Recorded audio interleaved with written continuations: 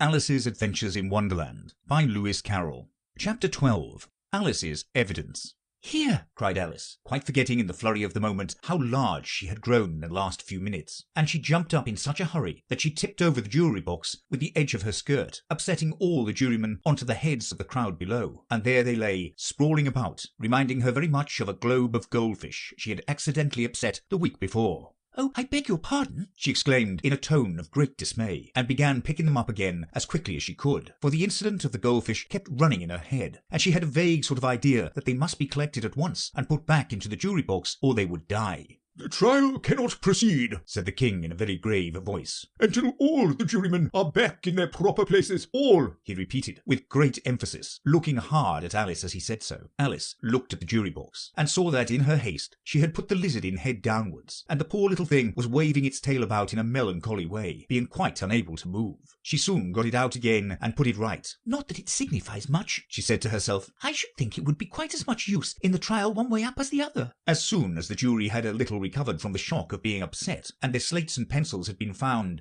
and handed back to them, they set to work very diligently to write out a history of the accident, all except the lizard, who seemed too much overcome to do anything but sit with its mouth open, gazing up into the roof of the court. "What do you know about this business?" the king said to Alice. "Nothing," said Alice. "Nothing whatever?" persisted the king. "Nothing whatever," said Alice. "That's very important," the king said, turning to the jury. They were just beginning to write this down on their slates when the White Rabbit interrupted. "Unimportant, your majesty means, of course," he said in a very respectable tone, but frowning and making faces at him as he spoke. "Unimportant, of course I meant," the king hastily said, and went on to himself in an undertone. "Important, unimportant, unimportant, important," as if he were trying which word sounded best. Some of the jury wrote it down important, and some unimportant. Alice could see this, as she was near enough to look over their slates. "But it doesn't matter a bit," she thought to herself. At this moment the king, who had been for some time busily writing in his notebook, cackled out, "Silence!" and read out from his book. "Rule 42. All persons more than a mile high to leave the court." Everybody looked at Alice. "I'm not a mile high," said Alice. "You are," said the king. "Nearly 2 miles high," added the queen. "Well, I shan't go at any rate," said Alice. "Besides, that's not a regular rule. You invented it just now." "It's the oldest rule in the book," said the king. "Then it ought to be number 1, said Alice. The king turned pale and shut his notebook hastily. "Consider your verdict," he said to the jury in a low, trembling voice. "There's more evidence to come yet, please your majesty," said the White Rabbit, jumping up in a great hurry. "This paper has just been picked up." "What's in it?" said the queen. "I haven't opened it yet," said the White Rabbit, "but it seems to be a letter written by the prisoner to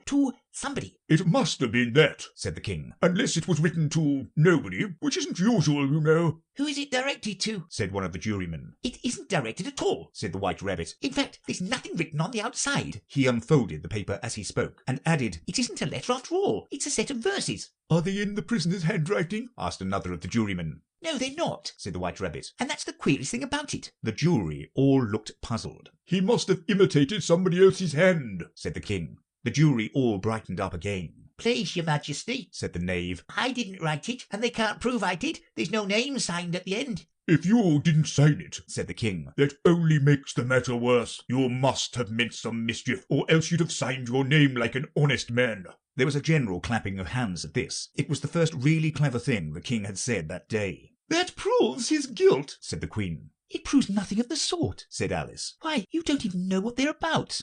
"Read them," said the king. The White Rabbit put on his spectacles. "Where shall I begin, please, your majesty?" he asked. "Begin at the beginning," the king said gravely, "and go on till you come to the end. Then stop." These were the verses the White Rabbit read. "They told me you had been to her, and mentioned me to him. She gave me a good character, but said I could not swim. He sent them word I had not gone. We know it to be true. If she should push the matter on, what would become of you? I gave her 1, they gave him 2. You gave us 3 or more. They all returned from him to you, though they were mine before. If I or she should chance to be involved in this affair, he trusts to you to set them free, exactly as we were. My notion was that you had been, before she had this fit, an obstacle that came between him and ourselves and it. Don't let him know she liked them best, for this must ever be a secret kept from all the rest between yourself and me." That's the most important piece of evidence we've heard yet, said the king, rubbing his hands. So now let the jury... If any one of them can explain it, said Alice. She had grown so large in the last minute that she wasn't a bit afraid of interrupting him. I'll give him sixpence. I don't believe there's an atom of meaning in it. The jury all wrote down on their slates, "She doesn't believe there's an atom of meaning in it," but none of them attempted to explain the paper. If there's no meaning in it, said the king, that saves a world of trouble, you know, as we needn't try to find any. And yet I don't know, he went on, spreading out the verses on his knee and looking at them with one eye. I seem to see some meaning in them after all. Said I could not swim. You can't swim, can you? He added, turning to the knave. The knave shook his head sadly. Do I look like it? He said, which he certainly did not, being made entirely of cardboard.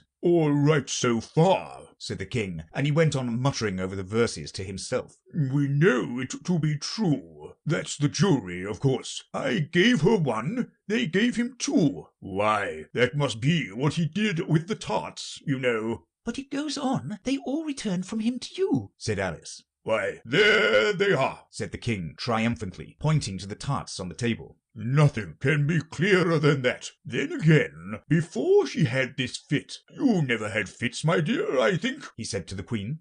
Never, said the queen, furiously, throwing an inkstand at the lizard as she spoke. The unfortunate little Bill had left off writing on his slate with one finger, as he found it made no mark, but he now hastily began again, using the ink that was trickling down his face as long as it lasted. Then the words don't fit, said the king, looking round the court with a smile. There was a dead silence.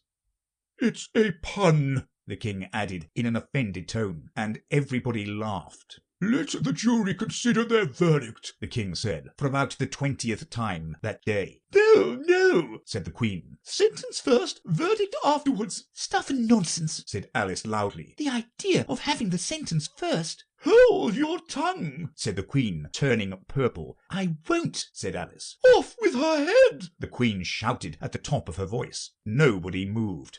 Who cares for you, said Alice. She had grown to her full size by this time. You're nothing but a pack of cards. At this, the whole pack rose up in the air and came flying down upon her. She gave a little scream, half of fright and half of anger, and tried to beat them off, and found herself lying on the bank, with her head in the lap of her sister, who was gently brushing away some dead leaves that had fluttered down from the trees upon her face. Wake up, Alice, dear, said her sister. Why, what a long sleep you've had. Oh, I've had such a curious dream, said Alice, and she told her sister, as well as she could remember them, all these strange adventures of hers that you have just been reading about. And when she had finished, her sister kissed her and said, It was a curious dream, dear, certainly, but now run in to your tea. It's getting late. So Alice got up and ran off, thinking while she ran, as well as she might, what a wonderful dream it had been. But her sister sat still just as she left her, leaning her head on her hand, watching the setting sun and thinking of little Alice and all her wonderful adventures, till she too began dreaming after a fashion, and this was her dream. First, she dreamt a little of Alice herself, and once again the tiny hands were clasped upon her knee, and the bright, eager eyes were looking up into hers. She could hear the very tones of her voice, and see the queer little toss of her head to keep back the wandering hair that would always get into her eyes. And still as she listened, or seemed to listen, the whole place around her became alive with the strange creatures of her little sister's dream. The long grass rustled at her feet as the white rabbit hurried by. The frightened mouse splashed his way through the neighbouring pool. She could hear the rattle of the teacups as the March Hare and his friends shared their never-ending meal, and the shrill voice of the queen ordering off her unfortunate guests to execution. Once more, the pig baby was sneezing on the Duchess's knee, while plates and dishes crashed around it. Once more, the shriek of the griffin, the squeaking of the lizard's slate pencil, and the choking of the suppressed guinea pigs filled the air, mixed up with the distant sobs of the miserable mock turtle. So she sat on, with closed eyes, and half believed herself in Wonderland, though she knew she had but to open them again, and all would change to dull reality. The grass would be only rustling in the wind, and the pool rippling to the waving of the reeds. The rattling teacups would change to tinkling sheep bells, and the queen's shrill cries to the voice of the shepherd boy, and the sneeze of the baby, the shriek of the griffin, and all the other queer noises would change, she knew, to the confused clamour of the busy farmyard, while the lowing of the cattle in the distance would take the place of the mock turtle's heavy sobs. Lastly, she pictured to herself how this same little sister of hers would, in the after-time, be herself a grown woman, and how she would keep through all her riper years the simple and loving heart of her childhood, and how she would gather about her other little children, and make their eyes bright and eager with many a strange tale, perhaps even with the dream of Wonderland of long ago, and how she would feel with all their simple sorrows, and find a pleasure in all their simple joys, remembering her own child life and the happy summer days.